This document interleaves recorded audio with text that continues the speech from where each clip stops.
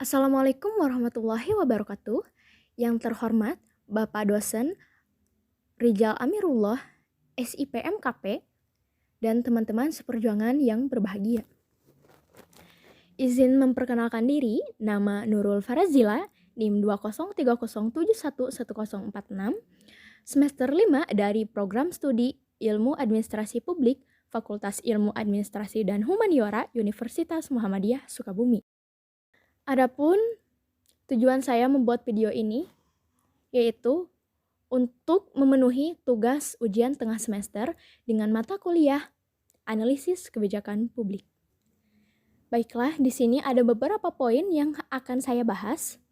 Pertama, bagaimana mengidentifikasi permasalahan dan kepentingan publik serta memahami analisis kebijakan publik sebagai sub-kebijakan dari ilmu kebijakan.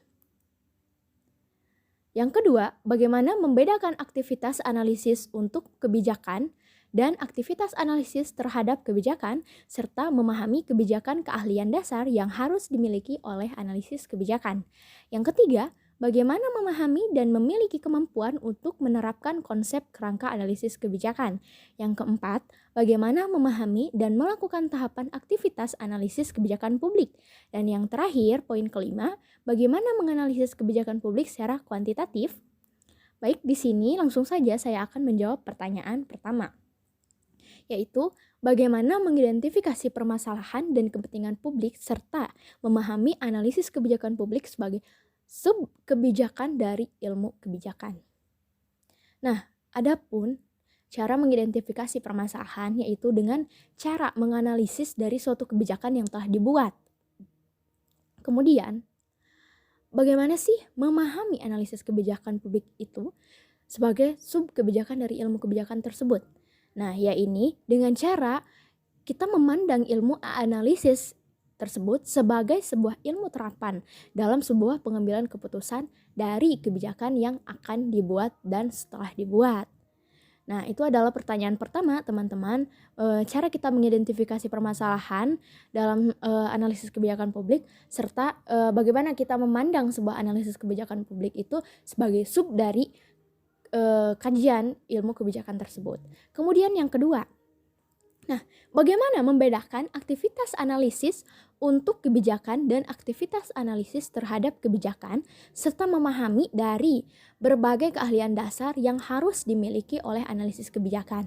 Nah, jawaban yang kedua ini untuk menjawabnya, adapun jawabannya ialah bahwa aktivitas dari kebijakan publik ialah arah tindakan yang dilakukan oleh pemerintah. Nah, ini berdasarkan dari aktivitas kebijakan publik ya, bahwa area studi meliputi segala tindakan yang harus dilakukan oleh pemerintah dan mempunyai pengaruh terhadap kepentingan masyarakat secara luas.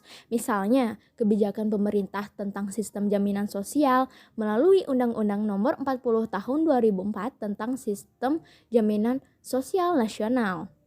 Nah, kebijakan pemerintah terhadap pembangunan desa yakni melalui Undang-Undang Nomor 6 Tahun 2014 tentang desa. Hal ini ditegaskan bahwa secara garis besar kebijakan publik mencakup semua tahap-tahap perumusan masalah kebijakan, implementasi kebijakan, dan evaluasi kebijakan. Nah, itu aktivitas dari sebuah kebijakan publik. Sedangkan aktivitas dari analisis kebijakan publik ialah berhubungan dengan penyelidikan dan deskripsi sebab dan konsekuensi kebijakan publik. Analisis kebijakan dapat menghasilkan informasi yang relevan dengan kebijakan pada satu berupa atau seluruh tahap dari proses kebijakan, tergantung pada tipe masalah yang dihadapi klien yang dibantunya. Nah, analisis kebijakan dilakukan tanpa mempunyai pretensi untuk menyetujui atau menolak kebijakan. Jadi, misalnya nih, seorang pengamat kebijakan publik mengatakan bahwa kenaikan BBM akan menimbulkan inflasi dan keresahan masyarakat.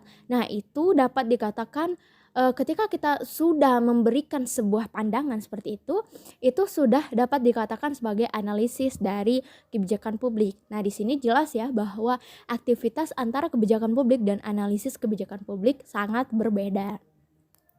Kemudian yang ketiga, bagaimana memahami dan memiliki kemampuan untuk menerapkan konsep kerangka analisis kebijakan. Nah, untuk memahami dari kerangka proses kebijakan ini, Yang harus kita pahami ini adalah pertama, proses komunikasi kebijakannya. Nah, di mana merupakan upaya untuk meningkatkan proses pembuatan kebijakan. Adapun jawaban yang ketiga, bahwasanya untuk memahami dari kerangka proses kebijakan ini, yakni dengan cara mengkaji terlebih dahulu permasalahan yang terjadi atau problem pada suatu kebijakan apa yang akan diangkat. Nah, dan setelah itu barulah melakukan pengambilan keputusan atas kebijakan yang telah dibahas atau dikaji. Kemudian yang keempat, bagaimana memahami dan melakukan tahapan aktivitas analisis kebijakan publik? Nah, yakni ada 3 cara. Yang pertama yaitu memahami proses pengkajian kebijakan. Yang kedua, proses pembuatan kebijakan. Dan yang ketiga, yakni proses komunikasi kebijakan. Bahwa di dalam proses pengkajian kebijakan kita harus mengkaji dulu kebijakan apa saja yang akan kita angkat. Kemudian di proses membuat kebijakan, setelah kita memahami dari apa yang akan kita kaji, barulah kita membahas pembuatan kebijakan-kebijakan apa yang nantinya akan kita lakukan. Seperti dari penyusunan agendanya yang akan kita bahas, yang akan kita buat, kemudian formulasi kebijakan, adopsi kebijakan, implementasinya, serta penilaian kebijakannya.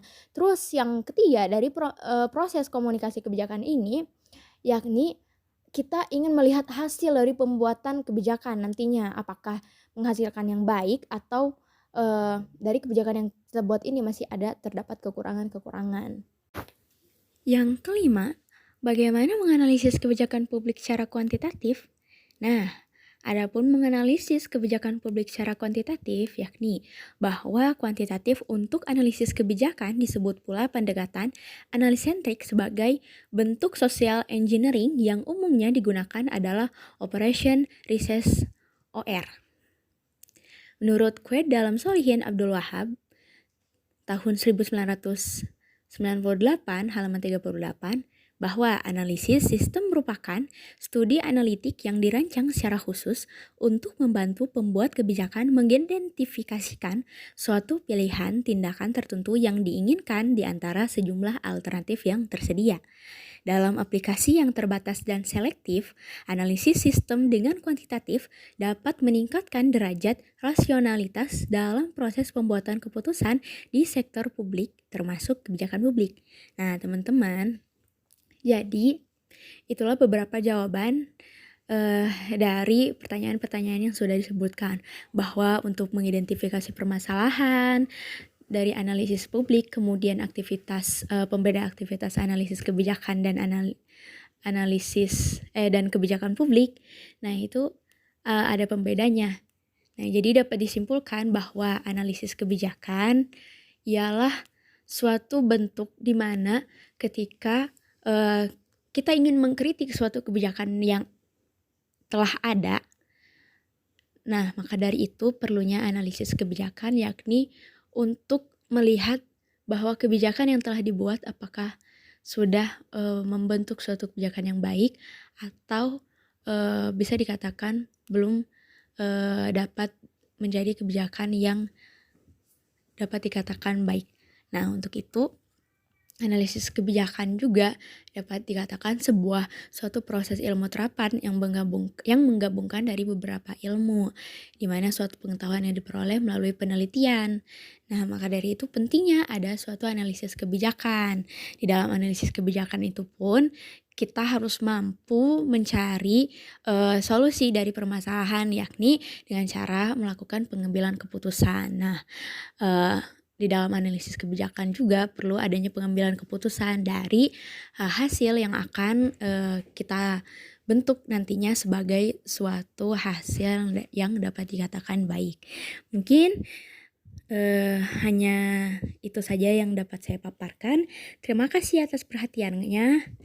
Saya ucapkan wabillahi taufiq wal hidayah. Wassalamualaikum warahmatullahi wabarakatuh. Sampai jumpa.